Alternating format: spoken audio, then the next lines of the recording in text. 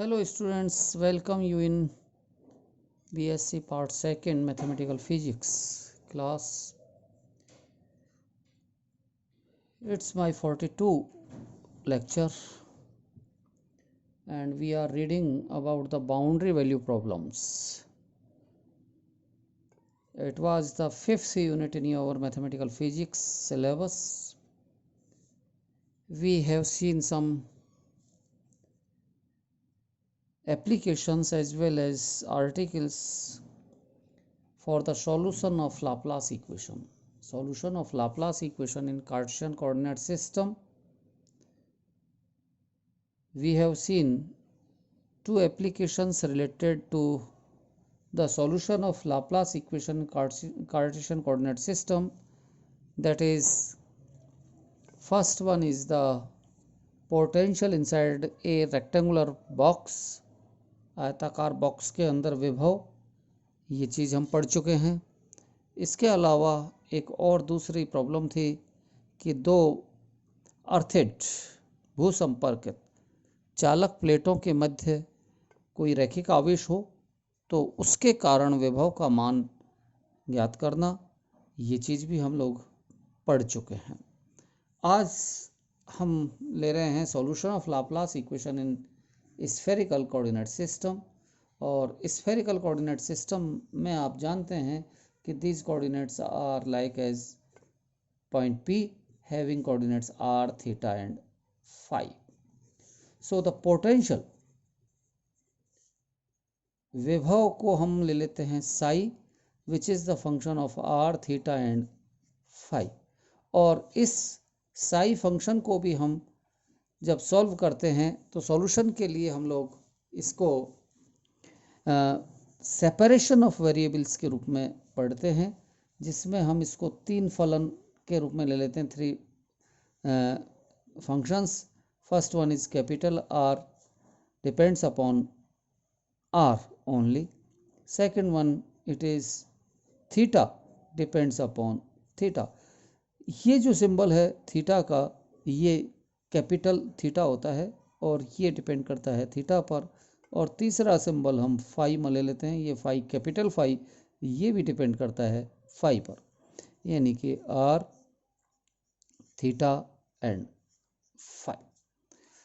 So now the Laplace equation that is del square psi is equal to 0 means del square it is the operator, Laplace operator, और इसकी value spherical coordinate system में हमें लेनी है, लिखनी है। तो ये वैल्यू होती है 1/r² डेल बटे del R into r² del upon del R. पहला ये क्वांटिटी होती है या पहला पद होता है जो r से रिलेटेड है, प्लस इस ऑपरेटर का दूसरा पद 1/r² sine theta del upon del theta into sine theta del upon del theta, ये दूसरा पद है, plus 1/r² sine square theta into del 2 upon del phi 2। तो ये वैल्यू पूरी की पूरी होती है इस डेल स्क्वायर ऑपरेटर की, and it is operate on Sai that becomes 0। तो ये इक्वेशन होगी लाप्लास इक्वेशन जो कि स्फेरिकल कोऑर्डिनेट सिस्टम में होगी। इसमें पहला पद r से रिलेटेड है, दूसरा पद ये थीटा से रिलेटेड है लेकिन इसमें भी r² आ रहा है, और तीसरा पद ये फाई से रिलेटेड पद है लेकिन इसमें भी r² आ रहा है। एक तो हम इसमें ये काम कर सकते हैं, 1/r² इसमें भी है, 1/r² इसमें भी है और 1/r² इसमें भी है। तो तीनों में से 1/r² को कॉमन लें और इसको 0 में ख़त्म कर दें हम, तो ये इक्वेशन मेरे पास में बनेगी del upon del R into r² del upon del R. It is operate on R, theta and phi. Psi की वैल्यू मैं पुट कर देता हूँ आर, थीटा एंड फाई इस वे। दूसरे टर्म के लिए प्लस 1/r² ख़त्म हो गया और ये हो जाएगा 1/ sine theta del upon del theta into sine theta del upon del theta, और ये ऑपरेट होगा वही आर, थीटा एंड फाई। तीसरी वैल्यू r² यहाँ का ख़त्म हो गया और ये 1 upon sine square theta del 2 upon del phi 2, और ये भी ऑपरेट होगा आर थीटा और फाई से, रिजल्ट 0। अगेन क्योंकि ये आर केवल आर पर निर्भर कर रहा है, ये दोनों इनके लिए कांस्टेंट होंगे, इनको हम बाहर ले लेते हैं।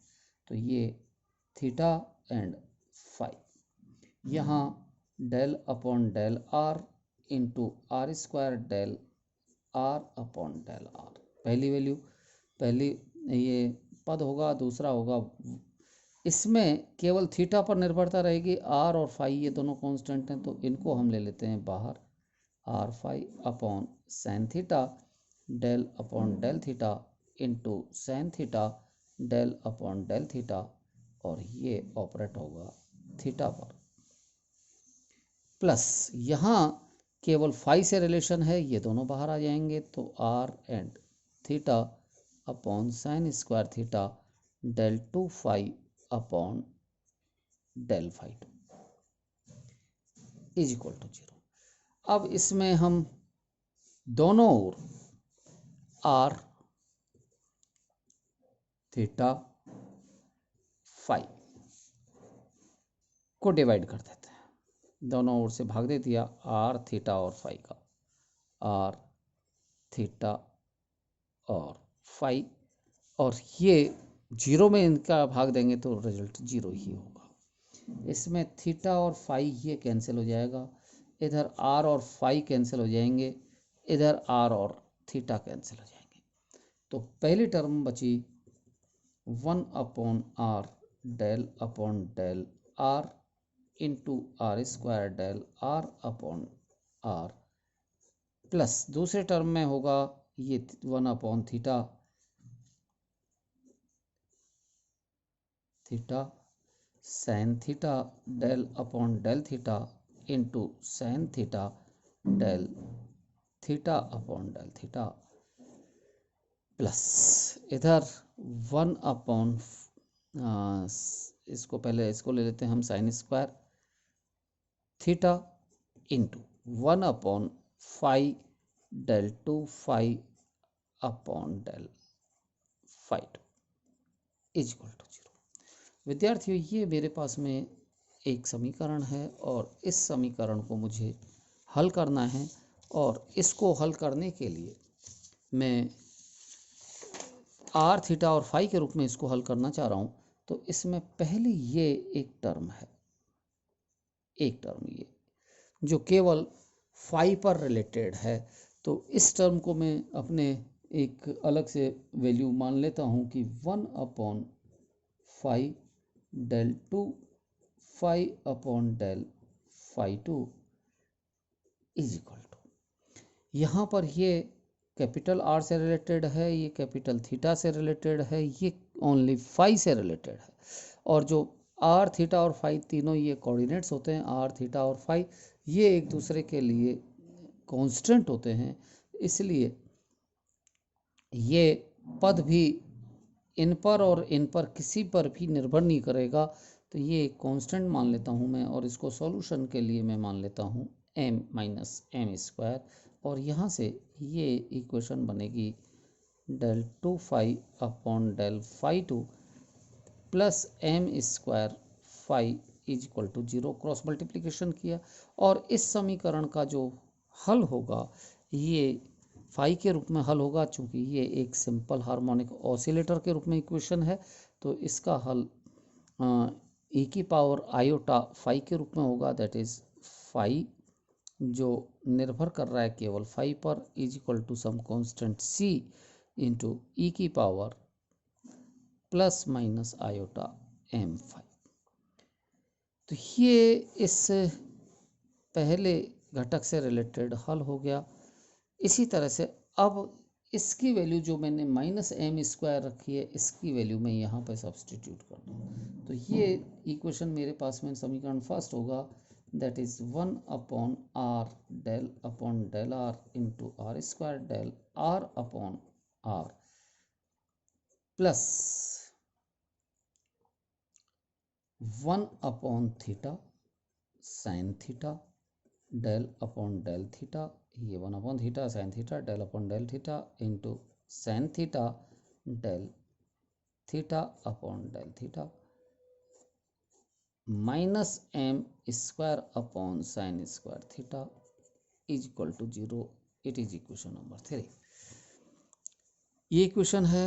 अब इस इक्वेशन को हल करने के लिए मैं पहले केवल जो r से रिलेटेड है वो ये पद है, इस पद को मैं फोकस करता हूँ और इसको मैं हल करता हूँ r से रिलेटेड इसको।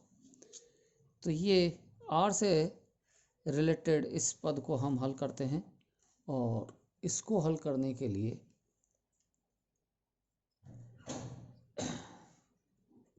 One upon R del R into R square del are upon del R is equal to L into L plus 1। ये मैं इस रूप में मान लेता हूँ विच इज़ कांस्टेंट वैल्यू है। तो ये इस रूप में मैंने मान लिया, चूँकि जैसे यहाँ मैंने ये कांस्टेंट लिया था, ये केवल फाई से रिलेटेड पद था, ये केवल आर से रिलेटेड पद है, तो इसको भी मैं कांस्टेंट मान लेता हूँ। और ये कांस्टेंट हल करने के लिए मैंने इसको एल इंटू एल प्लस 1 के रूप में लिया है। इसको आगे हम डिफ्रेंशिएशन कर लें तो ये आ जाएगा 1 अपॉन आर, पहली क्वांटिटी, इसमें डिफ्रेंशिएशन इसका किया तो del two R upon del R two plus 1 upon R तो है। अब इस आर स्क्वायर का डिफ्रेंशिएशन करूँगा तो 2r into del are upon del R minus L into L plus 1 is equal to 0। और यहाँ से इस r को मैं राइट हैंड साइड में ले जाऊँ या मैं इस पूरे को कैपिटल R से मल्टीप्लाई कर दूँ तो ये हो जाएगा del 2r upon del R two plus 2r del r upon del r minus L into L plus 1 into R is equal to 0। ये इक्वेशन नंबर 4। ये एक सेकेंड ऑर्डर डिफरेंशिएशन की इक्वेशन है और इस इक्वेशन को हल करने के लिए हम मान लेते हैं कि let the solution of this equation, इस समीकरण का हल कैपिटल R आएगा और इस कैपिटल R को हम मान लेते हैं capital R is equal to R की power alpha. Then differentiation del R upon del R is equal to alpha into R की power alpha minus 1। Again differentiation del two R upon del R two is equal to alpha into alpha minus 1 into R की power alpha minus 2। तो ये तीन values हैं। इन तीनों values को अगर मैं ये कहता हूँ कि ये सॉल्यूशन है इस समीकरण का, तो ये इस समीकरण को फुलफिल करना चाहिए, संतुष्ट करना चाहिए। और संतुष्ट करेगा तो हम कैपिटल R की वैल्यू यहाँ पर सब्सटीट्यूट कर दें। तो कैपिटल R की वैल्यू में यहाँ मैंने पुट किया पहली टर्म, तो ये पहली टर्म में del two R upon del R two that is this much. तो ये वैल्यू आएगी alpha into alpha minus 1 into R की पावर अल्फ़ा माइनस 2। एक टर्म तो ये आई और इसके अलावा इस टर्म में एक आर स्क्वायर और मल्टीप्लिकेशन हो रहा है जिसको हम यहाँ छोड़ चुके हैं, ये आर स्क्वायर है ये। तो ये आर स्क्वायर से भी मल्टीप्लाई होगा, that is r square. Okay, so it will be r square and plus दूसरे टर्म की value del are upon r, it is alpha r की power alpha minus 1 minus L into L plus 1 और ये r, इसकी वैल्यू r की power alpha is equal to 0।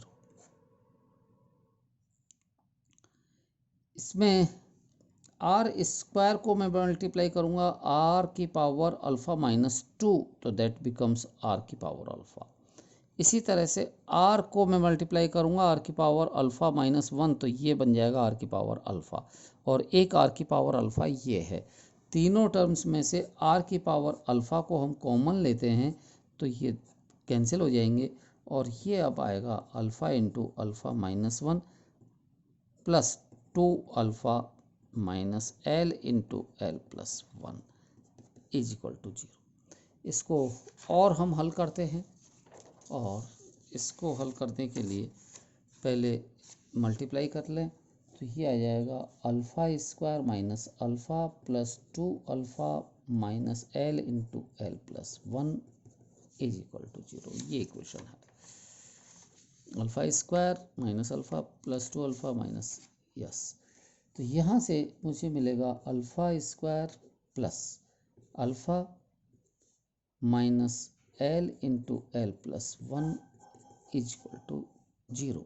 ये equation एक द्विघात समीकरण है, और इसका हल इस तरह की समीकरण है a x square plus b x plus c is equal to 0। तो x इज इक्वल टू होता है minus b plus minus under the root B square minus 4ac upon 2a। ये इक्वेशन है, तो ये इसका सॉल्यूशन होता है। इसी तरह से मेरे पास में यहाँ पर ये अल्फ़ा स्क्वायर के लिए है, तो अल्फ़ा की वैल्यू होगी माइनस बी का मतलब -1 plus minus under the root B square यानी कि 1 माइनस 4 ए, इसका मतलब 1, सी का मतलब माइनस, तो माइनस माइनस प्लस हो जाएगा इंटू एल प्लस 1 अपॉन 2। ये वैल्यू होगी alpha is equal to -1 plus minus its value is equal to 1 plus 4l square plus 4l का अंडर रूट इंटू अपॉन 2, और ये वैल्यू हो जाएगी alpha is equal to -1 plus minus 2l plus 1 upon 2 means we have two values of the alpha. First one for positive sign and another one is for negative sign. तो alpha is equal to alpha 1, positive sign के लिए मैं लेता हूँ ये plus, तो ये 1 1 cancel हो जाएगा, 2 इधर कैंसिल हो जाएगा, इसकी वैल्यू होगी 1। और अल्फ़ा 2 इज इक्वल टू, जब ये मैं माइनस चिन्ह लूँगा तो माइनस से ये माइनस, ये 2l भी माइनस का, ये माइनस माइनस माइनस, तो ये वैल्यू होगी -l plus 1। So we have two values of the alpha. इसलिए मेरे पास में जो इक्वेशन 4 इक्वेशन आया था, इस समीकरण 4 का हल r is equal to R की पावर अल्फ़ा है, तो इसके अल्फ़ा की वैल्यूज़ 2 हो गई, अल्फ़ा 1 और अल्फ़ा 2, यानी कि capital R is equal to R की पावर अल्फ़ा 1 और आर की पावर अल्फ़ा 2।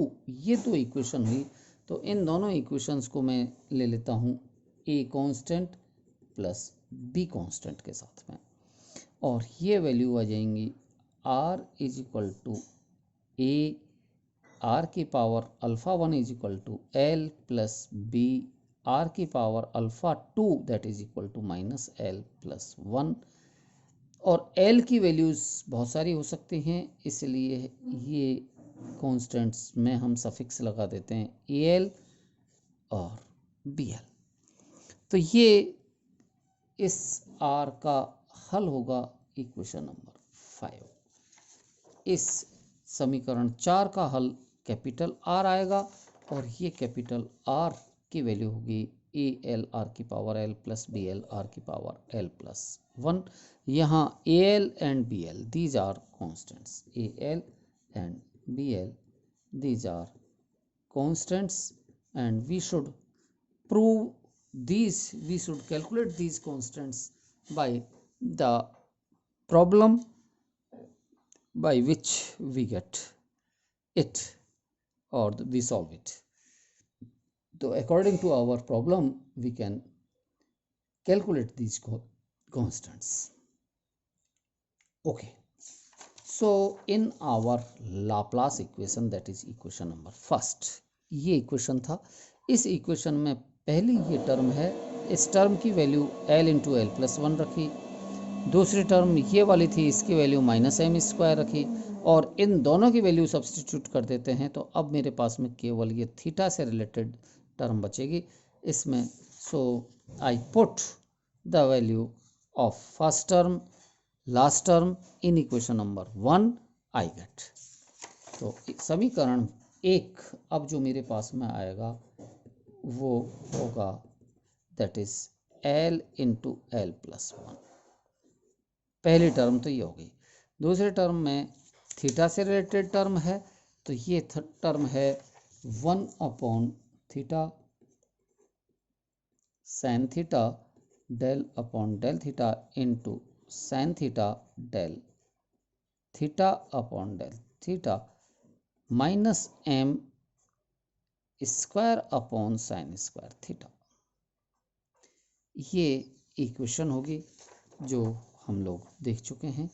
ये माइनस एम स्क्वायर लिया था, ये वैल्यू, इसकी वैल्यू, और इसकी value L into L plus one. ये बीच की टर्म यथावत 1/साइन स्क्वायर थीटा, ये भी यथावत। तो ये वैल्यू रही अब आपके पास में इज इक्वल टू 0। अब मैं इस टर्म को पहले लिख लेता हूँ, इसको मैं बिल्कुल इसको यहाँ पे ले लेता हूँ लास्ट में, और साइन स्क्वायर थीटा से मैं मल्टीप्लाई कर लेता हूँ। Multiplying by theta sine square theta both sides, दोनों ओर से मैं इसको मल्टीप्लाई करूं तो यहाँ से पहली टर्म में साइन स्क्वायर थीटा आएगा, तो ये साइन स्क्वायर थीटा को मैं बाद में ले लेता हूँ, और ये आएगा मेरे पास में, इसमें यहाँ पर sine theta into del upon del theta into sine theta del theta upon del theta plus L into L plus one sine square theta minus M square, यहाँ का साइन स्क्वायर थीटा खत्म हो जाएगा और ये दोनों चीज़ें इस थीटा से गुणा होंगी। ये इक्वेशन हुई। विद्यार्थियों, ये जो समीकरण है थीटा के रूप में है। इस समीकरण को हल करने के लिए, to solve this equation, let us assume cos theta is equal to x, then sin theta is equal to under the root 1 minus x square। एक टर्म ये हो गई। दूसरी टर्म, इस इक्वेशन में हम डेल अपॉन डेल थीटा की value भी कैलकुलेट करना चाहें तो वो भी हम कैलकुलेट करें, और ये चूँकि मुझे इसमें सब्स्टिट्यूट करनी ही पड़ेगी, तो ये वैल्यू जो बनेगी del theta del upon del theta, तो ये वैल्यू आएगी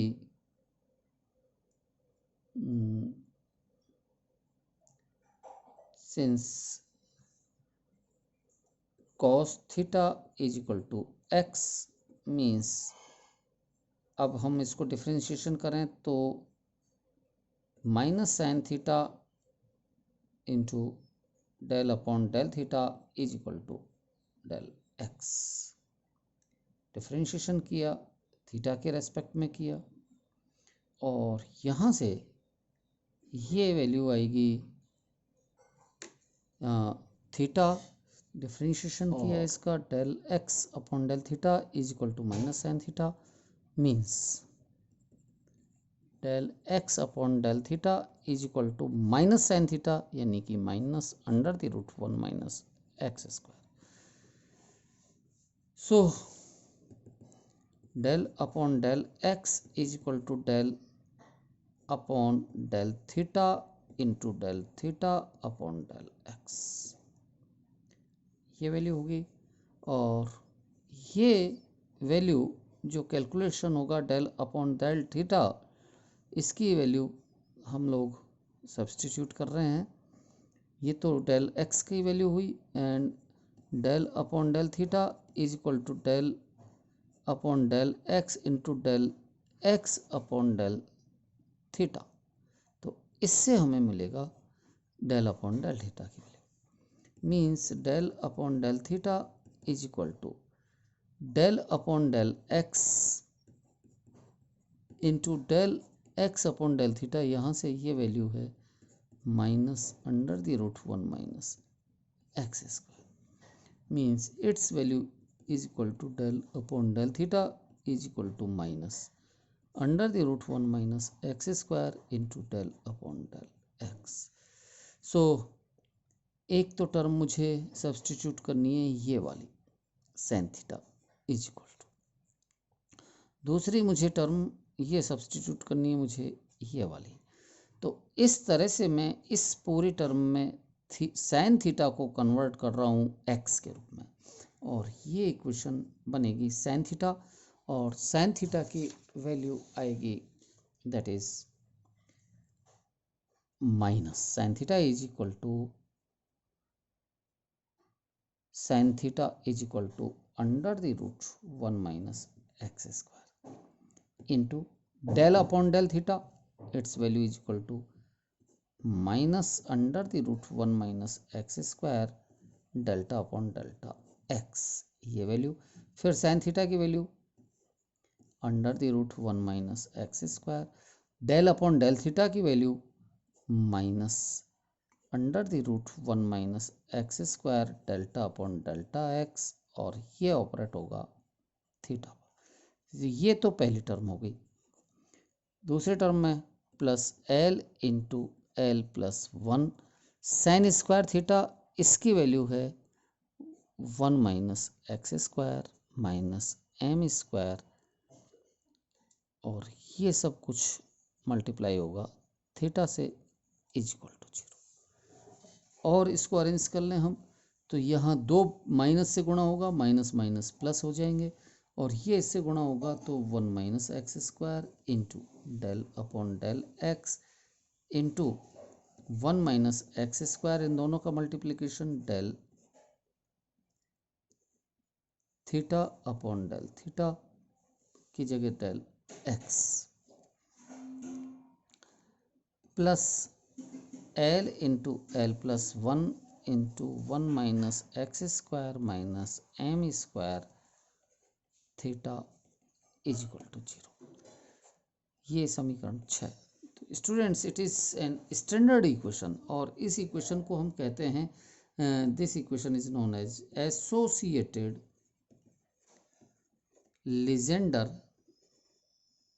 लीजेंड्रे इक्वेशन। तो ये एक स्टैंडर्ड इक्वेशन है, एसोसिएटेड लीजेंड्रे इक्वेशन कहलाती है।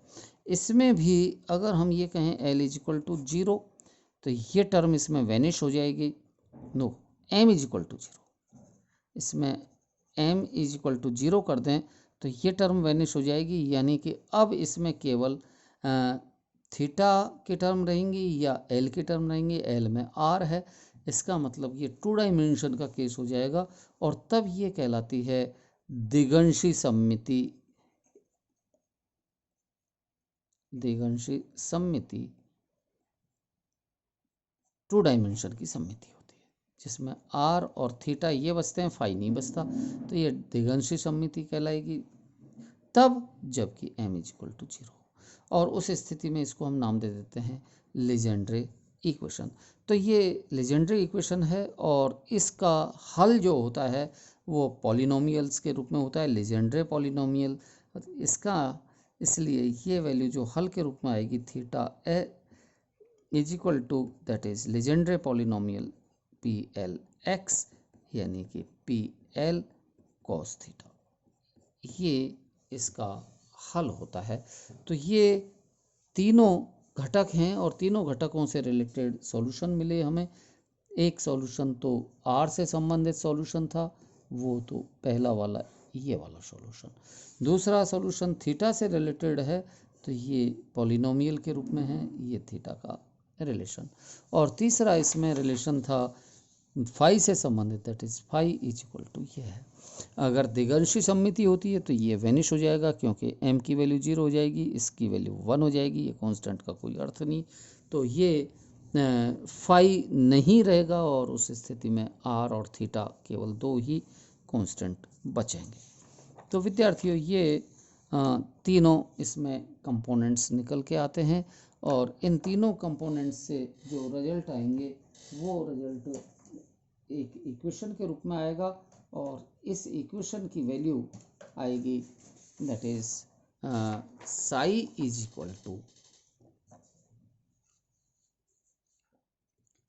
psi r theta and phi, or its value was r theta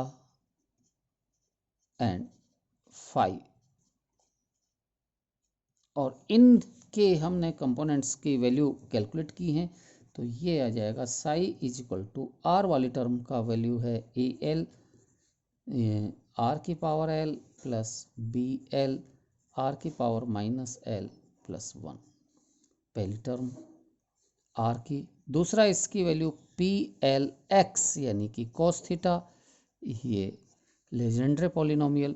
और तीसरा ये है इसकी वैल्यू ई की power plus minus iota M phi, ये होगा। इसमें कांस्टेंट है, ये कांस्टेंट ए और ए एल बी एल में ही समाहित हो जाएं।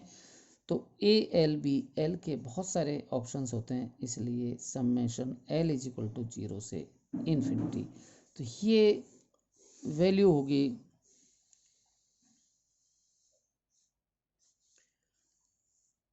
हमारे स्फेरिकल कोऑर्डिनेट्स में समीकरण का हल, लाप्लास समीकरण का हल। इसमें पी एल एक्स ये कहलाता है लेजेंड्रे पॉलिनोमियल, और इसकी वैल्यू होती है 1/2 की power L factorial L into D L upon D x L into x square minus 1 की पावर एल। तो ये पॉलिनोमियल की वैल्यू होती है, लेजेंड्रे पॉलिनोमियल की वैल्यू। इसमें l is equal to 0, l is equal to 1, 2, 3 इनके संगत P1, P0, P1, P2, P3 ये वैल्यूज कैलकुलेट होकर के आती हैं।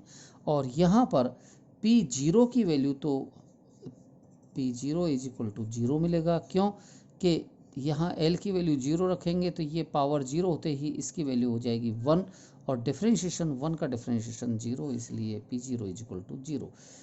P1 की वैल्यू अगर हम कैलकुलेट करना चाहें P1x इज इक्वल टू, तो यहाँ से 1/2 की power 1 factorial 1 d1 upon D x 1 into x square minus 1 means ये 1/2 फैक्टोरियल 1 की value 1 D upon D x into x square minus 1।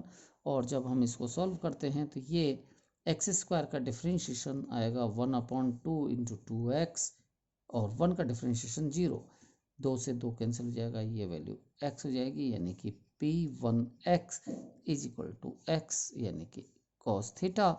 इसी तरह से हम P2x की वैल्यू कैलकुलेट कर सकते हैं, और P3x इन सब की वैल्यूज़ कैलकुलेट करते हैं, और लेजेंड्रे पॉलिनोमियल की जो टेबल होती है उस टेबल में इसकी वैल्यू हम कैलकुलेट करके निकाल सकते हैं।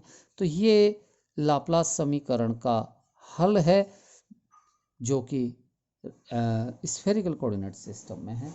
अब इसमें AL, BL these are the constants, और इन कॉन्स्टेंट्स की वैल्यू हम कैलकुलेट करते हैं बाउंड्री कंडीशन से अकॉर्डिंग टू आवर प्रॉब्लम। जो भी हमारी प्रॉब्लम होती है उसके आधार पर करते हैं। तो उसको हम नेक्स्ट आपके लेक्चर में मैं इसको बताऊंगा आपको। Okay, thank you.